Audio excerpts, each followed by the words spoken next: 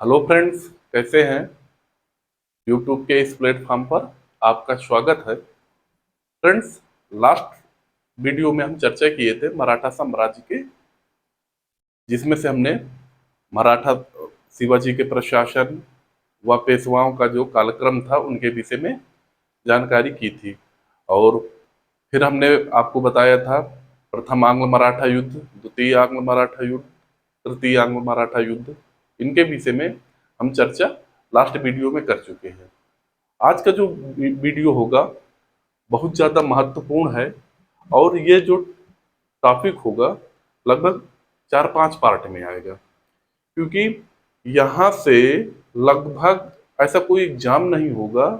100% ये दावे के साथ कह सकते हैं कि ये जो इस टॉपिक का जो सीरीज होगी 4-5 पार्ट में जो आएगा, इसमें से आपके पीसीएस प्री और जितने भी वनडे एग्जाम है उनमें से कम 102 क्वेश्चन 100% पूछा जाएगा। तो ये आप सीरीज देखना ना भूलिएगा।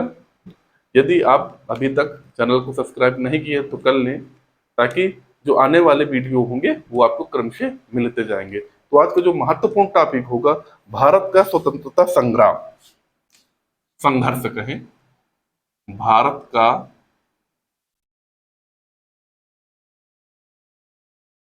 स्वतंत्रता संघर्ष।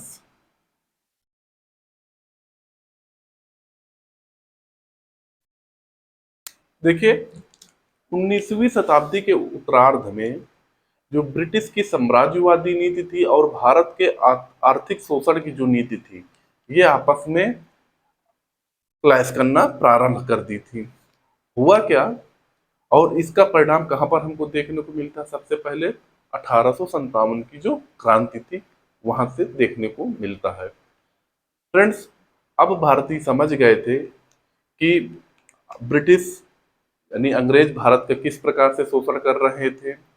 अब यहाँ से देखिए, जो राष्ट्रवाद की भावना पनपने लगी भारत के नागरिकों में, और इस राष्ट्रवाद की भावना को जो जगाने के लिए किसी एक विशेष व्यक्ति का हाथ नहीं था। इसमें से आपके विभिन्न प्रकार के समाचार पत्र थे, उनका भी सहयोग था। आपके जितने भी धार्मिक आंदोलन हुए उनका भी सहयोग था। यानी किसी एक व्यक्ति का हाथ नहीं था या किसी एक संगठन का हाथ नहीं था कि भारत के नागरिकों में राष्ट्रवाद की भावना को जागृत करना। जैसे था क्या कि समाचार पत्रों के माध्यम से कहीं पर भी अंग्रेज किस प्रकार शोषण करते हैं उसका समाचार में आता था, और लोग समझते थे कि इनकी क्या नीतियां चल रही हैं, जिससे राष्ट्रवाद की भावना जागृत हुई।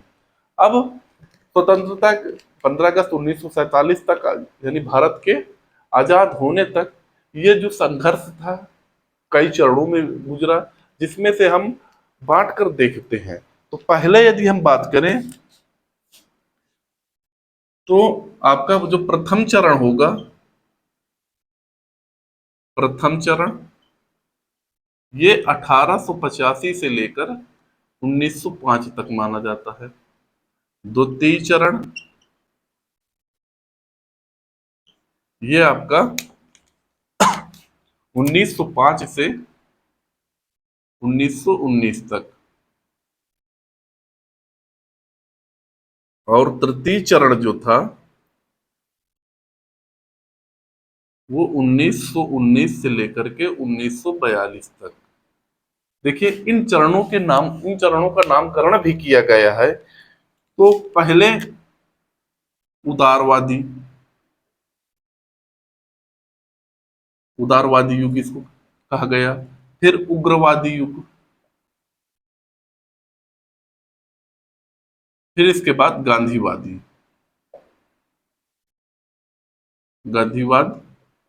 गांधीवादी युग या गांधीवाद युग कहा गया। ठीक है। देखिए, प्रथम चरण में क्या था कि यहाँ आपका 28 दिसंबर 1885 में कांग्रेस की स्थापना होती है।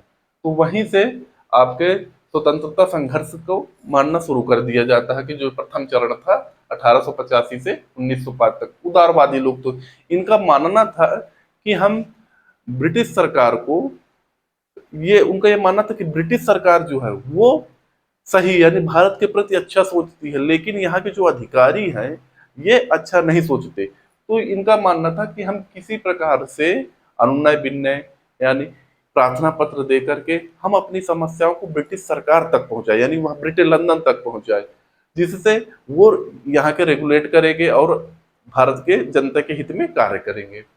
ये उदारवादी लोगों की सोच थी। उग्रवादी ये थे जिसमें से इनका देख लिए ये समय में कि कुछ खास परिणाम नहीं हुआ, तो ये क्या किए, आंदोलन का सहारा लेना, यानी उग्र उग्र रूप धारण किए, जिसमें से आपके विभिन्न प्रकार के आपके ऐसे कार्य किए जो ब्रिटिश सरकार की दृष्टि से आपका कानूनी नहीं था। यानी अब गांधीवादी युग आता है जिसमें से सही यानी आंदोलन का सहारा लेकर के ब्रिटिश सरकार को भारतीय जनता के पक्ष में सोचने के लिए मजबूर करते थे। ये गांधीवादी युग में था।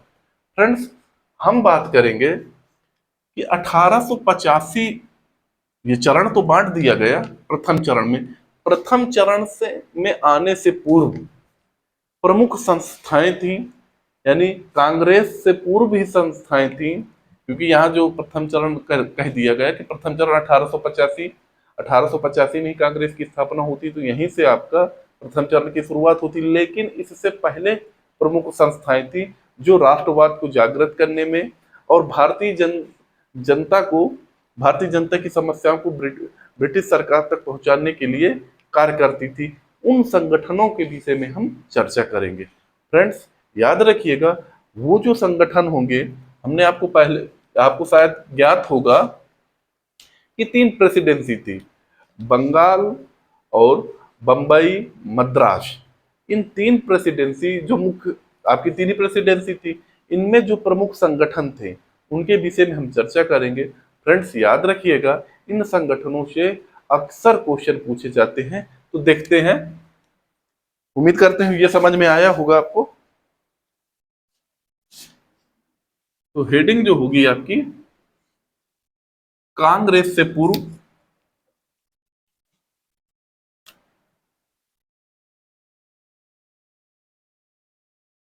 कांग्रेस से पूर्व संस्थाएं, या कह सकते हैं राजनीतिक संस्थाएं। तो हम बात करेंगे, 3 पार्ट में ले लेते हैं। पहले तो ध्यान दीजिए, 3 प्रेसिडेंसी बताए बंगाल में, फिर दूसरा आपका बंबई, बॉम्बे, और तीसरा जो होगा मद्रास में। इन 3 प्रेसिडेंसी में जो संस्थाएं थी उनके विषय में हम चर्चा करेंगे। तो पहले हम स्टार्ट करते हैं बंगाल में। देखिए, सबसे पहले land holder society, land holders society.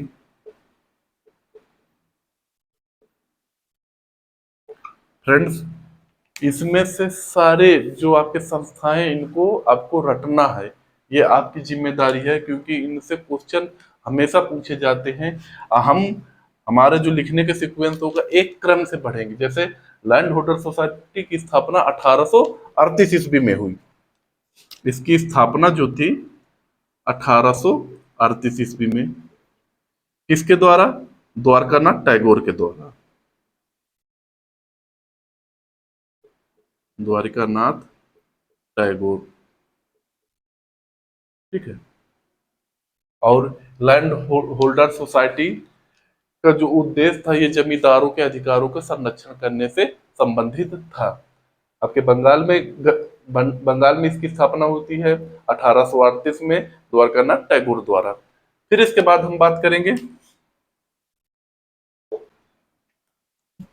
Bengal British Indian society, Indian society.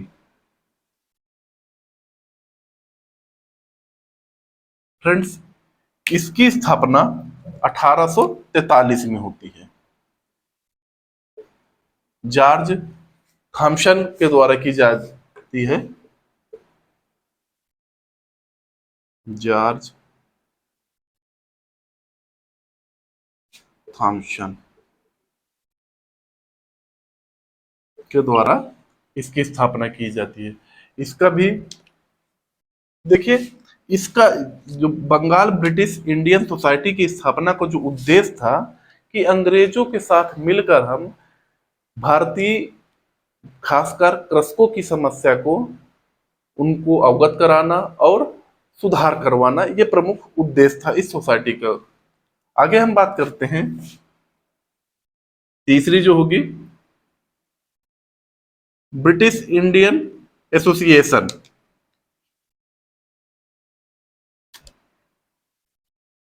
British Indian association,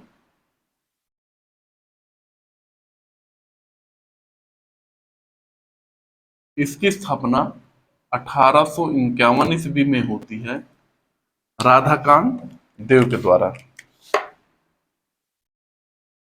Radhakant देव के द्वारा। देखिए, आपका लैंड होल्डर सोसाइटी व बंगाल ब्रिटिश इंडिया सोसाइटी का क्या कर दिया जाता है, राधाकांत देव की अध्यक्षता में इन दोनों को मर्ज कर दिया जाता है और एक नई सोसाइटी की स्थापना होती है जिसे ब्रिटिश इंडियन एसोसिएशन के नाम से जाना जाता है। 1851 ईस्वी में इसकी स्थापना होती है, जिसका उद्देश्य जो होता है जमींदारों के साथ आपका राजनीतिक संबंध को विकसित करने का उद्देश्य होता है। ब्रिटिश इंडिया एसोसिएशन यानी ब्रिटिश इंडिया एसोसिएशन की स्थापना राधाकांत देव द्वारा होती है 1851 में। ये जो पूर्ववर्ती दो संस्थाएं थी, लैंड होल्डर सोसाइटी और बंगाल ब्रिटिश इंडियन सोसाइटी, इन दोनों का क्या कर दिया जाता है, विलय करके इसकी स्थापना होती है। आगे हम बात करेंगे, ये सब सारी जो संस्थाएं हैं ये सब बंगाल की हैं।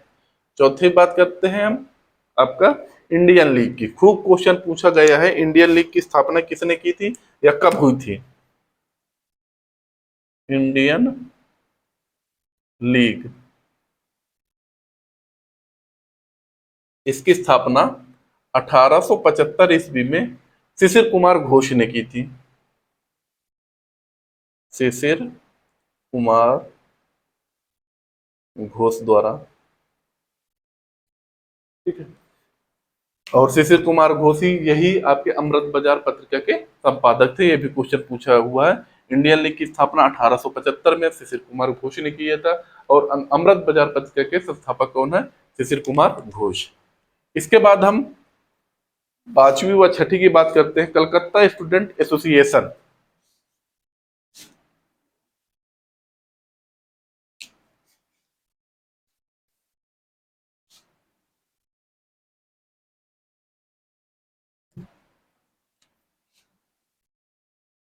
आपका छठा नंबर कलकत्ता स्टूडेंट एसोसिएशन, इसकी स्थापना आपके 1876 ईस्वी में होती है आपके आनंद मोहन बोस के द्वारा। आनंद मोहन बोस द्वारा। इसके बाद सॉरी, पांचवा नंबर होगा। छठा नंबर आपका इंडियन नेशनल एसोसिएशन, खूब ज्यादा पूछा हुआ क्वेश्चन है। इंडियन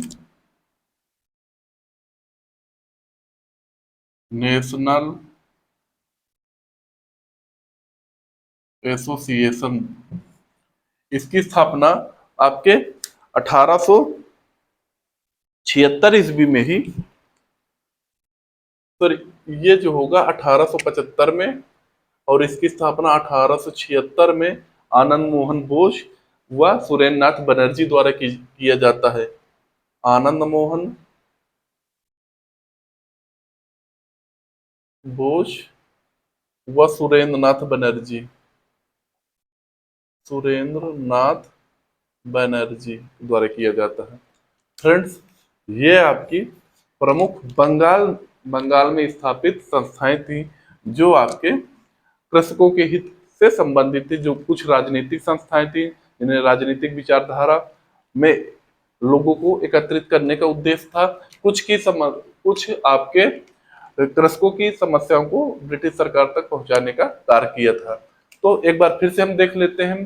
लैंड होल्डर सोसाइटी की स्थापना आपके 1838 ईस्वी में द्वारकानाथ टैगोर की द्वारा किया जाता है। फिर इसके बाद बंगाल ब्रिटिश इंडियन सोसाइटी की स्थापना जॉर्ज थॉमसन द्वारा 1843 में किया जाता है, जिसका उद्देश्य आपका कृषकों की जो समस्या है उन्हें अंग्रेजों द्वारा एक शांति तरीके से हल कराने की प्रयास करना। फिर इसके बाद इन दोनों का विलय हो जाता है, जिसका नाम अगली संस्था स्थापित होती है 1851 में आपके ब्रिटिश इंडियन एसोसिएशन, जो राधाकांत देव द्वारा स्थापित किया जाता है। इंडियन लीग 1875 में, कलकत्ता स्टूडेंट एसोसिएशन की स्थापना भी 1875 में होती है। और जो इंडियन लीग होता है इसका विलय इंडियन नेशनल एसोसिएशन में होता है, याद रखिएगा। इंडियन लीग का विलय इंडियन नेशनल एसोसिएशन में होता है और इसकी स्थापना 1876 में आनंद मोहन बोस व सुरेंद्रनाथ बनर्जी द्वारा किया जाता है। फ्रेंड्स, आगे हम बात करेंगे मद्रास के।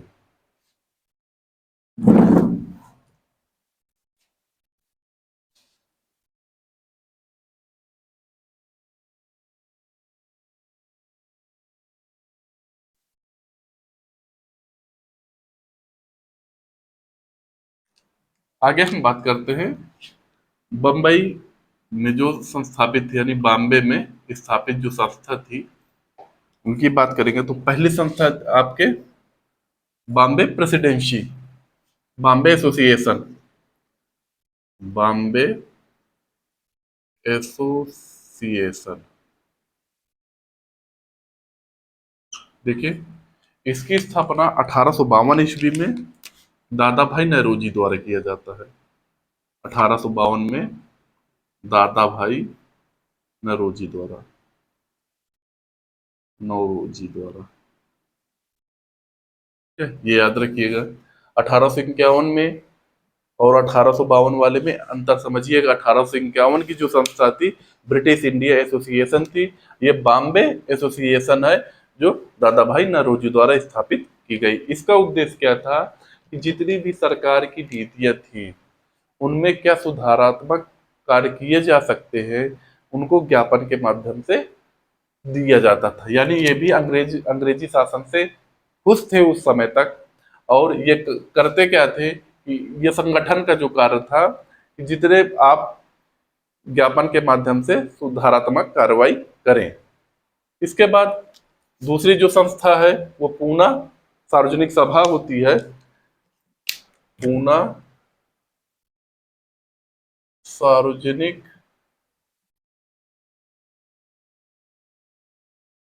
सभा,